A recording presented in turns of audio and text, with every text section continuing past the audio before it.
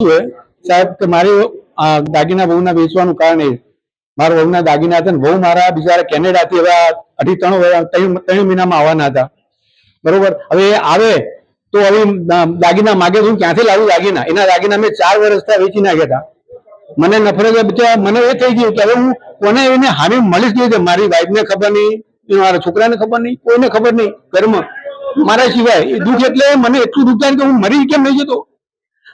હાલમાં મને એવું થાય મારી છરી મેં મારી ને તો થોડુંક મને એમ હતું કે હું થોડીક મારીશ, બરોબર, અને પછી આ થોડુંક થશે અને મારું કઈ નામ નહીં આવે, પણ સારું આ તો કુદરત મેં કરું ને. હવે આ થોડુંક આવી ગયું, વધારે થયું, વધારે વાગીએ વધારે ગઈ અને આવી ગયું.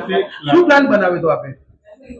સેના સાહેબ પ્લાન શું બનાવ્યો તો? પ્લાન મને બીજું કશું જ નહીં. મારા ભાઈ હવે આવવાના હતા ઘરે, કેનેડાથી આવવાના હતા, અને આવે અને પછી માગે દાગીના તો હું ક્યાંથી લાવું દાગીના? બરોબર, એવા મારા દાગીના હું ક્યાંથી લાવું? અને હમણાં મારી કને એવી પરિસ્થિતિ થોડી હતી નહીં કે હું દાગીના લઈ આપું અને મારા કહું બીજા બધાને કહું કે ભાઈ મને જરૂર છે, પૈસા આપો ને. મગજ નહીં, ચોરો નથી લૂંટી ગયા બેન, ખોટું નહીં કહું. બસ મને એમ થયું બેન કે હવે હું આ એ પગલું ભરીશ તો મારા એમ થશે કે ચોરો લૂંટી ગયા છે તો હવે બહુ ને મારો દીકરો મને માફ કરી દેશે. દાગીના ગયા તો ભલે ગયા, બરોબર, પણ હવે બધું ઊંધું થઈ ગયું એટલે હવે મારે જે સત્ય બધું મારે કહી દેવું પડશે. હવે એમાં ચાલશે જ નહીં. અંદરથી એવું ફીલ કરી રહ્યો હતો કે મારાથી આવું કેવી ભૂલ થઈ ગઈ મોટી. આ બહુ મોટી ભૂલ કહેવાય. બહુના દાગીના એટલે આમ બહુ મોટી ભૂલ કહેવાય. હવે એનાથી મારે શું કહેવાય બીજું? મારે તો બોલવાની મારો શબ્દ નથી. હવે પોલીસને વિચારે હું માફી માંગુ છું કે ખરેખર મારા હિસાબે બિચારી બહુ જ ગુમરાહ થઈ. બહુ તેને કેમેરા સીસીટીવી કેમેરા ચેક કર્યું પણ ભૂલ જ મારી છે. કોઈનો સપોર્ટ નહીં, મારા સિવાય કોઈને ખબર નહીં, ભગવાનને જ ખબર ખાલી.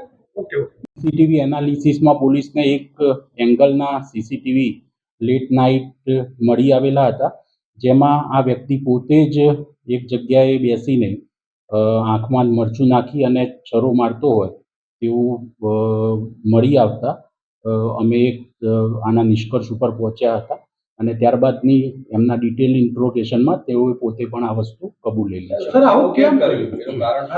એમને અમે જ્યારે ડિટેલ ઇન્ટ્રોગેશન કર્યું ત્યારે જાણવા એવું મળેલું હતું કે તેઓના પુત્ર અને તેઓની પુત્રવધુ તેઓ કેનેડા વસવાટ કરે છે અને તેઓને કેનેડા મોકલવા માટે તેઓએ 50 લાખ રૂપિયા ક્યાંકથી ઉછીના લઈ અને જે તે વખતે એમને મૂકેલા હતા. તેઓ લાટીનો ધંધો કરતા હતા અને તેમાં તેમને નુકસાન ગયેલું હતું, એટલે તેઓએ નુકસાન ભરપાઈ કરવા માટે થઈ અને તેઓની જે પુત્રવધુ છે તેના દાગીના બારોબાર વેચી કાઢેલા હતા અને એ નુકસાન ભરપાઈ કરેલું હતું. હવે ટૂંક સમયની અંદર થોડા દિવસો પછી એમના પુત્ર અને પુત્રવધુ કેનેડાથી પાછા ફરીથી ગામમાં આવવાના હતા અને તેઓને ડર હતો કે જ્યારે પુત્રવધુ પોતાના દાગીના માંગશે અથવા તો જોવા જશે ત્યારે આ દાગીના મળી આવશે નહીં તો તેઓ શું જવાબ આપશે.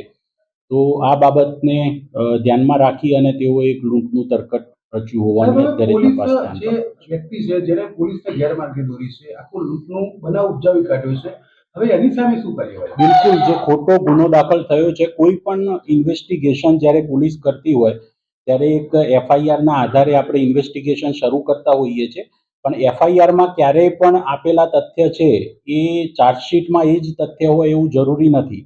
અનેક આપણે કિસ્સાઓ જોઈએ છે કે જેની અંદર જે ફરિયાદી હોય એ જ આરોપી તરીકે પ્રસ્થાપિત થતા હોય છે અને આ કેસમાં પણ સિમિલર એ જ રીતે અમે ફરિયાદીને જ પોતે આરોપી છે તેવી રીતે બતાવી અને બી સમરી વિથ પ્રોસિક્યુશનનો રિપોર્ટ આગળ કરીશું. જેના રેલેવન્ટ સેક્શન્સ છે એના હેઠળ ગુનો દાખલ કરેલો હતો અને અમારી જિલ્લા એલસીબીની ટીમ અને મહેસાણા તાલુકા પોલીસ સ્ટેશનની ટીમ પોતે પીઆઈની અધ્યક્ષતાની અંદર અનેક એંગલ ઉપર આની અંદર તપાસ કરી રહેલી હતી, જેમાં સૌથી પહેલાં સીસીટીવી ફૂટેજીસની તપાસ કરવામાં આવેલી હતી. રસ્તાની અંદર ગામની અંદર આવવાના અને જવાના જેટલા પણ રસ્તા છે ત્યાં જે રૂબરૂ નજરે જોનાર સાક્ષીઓ વિશે પણ પોલીસે તપાસ કરેલી હતી અને સઘન ઊંડાણપૂર્વકની તપાસ બાદ જે હકીકત ધ્યાન પર આવી તેમાં એવું જાણવા મળેલું હતું કે આ રમેશભાઈ પટેલે પોતે જ પોતાના હાથ ઉપર ચપ્પુ મારી અને પોતાના ઘરમાં જે ઉપયોગમાં લેવાતું મરચું હતું તે પોતાની સાથે લઈ ગયેલા હતા અને એક જગ્યાએ ઊભા રહી અને આંખમાં મરચું ભભરાવી અને આજુબાજુથી લોકોને ભેગા કરી અને સાક્ષીઓ ઉપજાવી કાઢવાનું જે ખોટો બનાવ છે તેને પોલીસને એક સાચું વર્ઝન લાગે એવી રીતે આખું એક તરકટ રચી અને આ આખો બનાવ ઉપજાવી કાઢેલો હતો. પોલીસે આ બાબતે ડિટેલમાં જ્યારે ઇન્વેસ્ટિગેશન કર્યું ત્યારે ઘણી બધી બાબતો એવી હતી કે જે ડે 1થી એમની જે રજૂઆત હતી ત્યારથી જ પોલીસને શંકાસ્પદ લાગેલી હતી.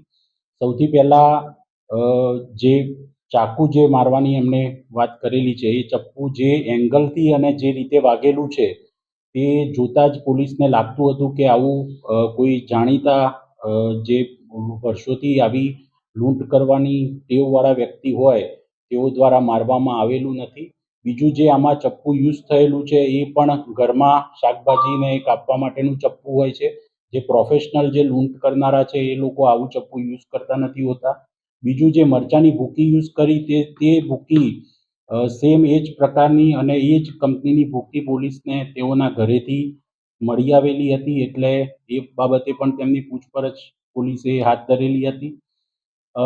ગામની અંદર જે સમયે બનાવ બન્યો ત્યારે ગામમાં આવતા અને જતા કોઈ પણ એવા વ્યક્તિનું આવી વ્યક્તિઓ ત્યાંથી પસાર થયેલી હોય કે ત્યાંથી નીકળેલી હોય તેવી બાબતને સમર્થન મળતા કોઈ જ એવા નજરે જોનાર સાક્ષીઓ મળી આવેલા ન હતા અને સીસીટીવીમાં પણ આવી રીતનું આગળ પાછળનું વર્ણન જે એમનું હતું તે મુજબની કોઈ ઘટના સીસીટીવીમાં પણ મળી આવેલી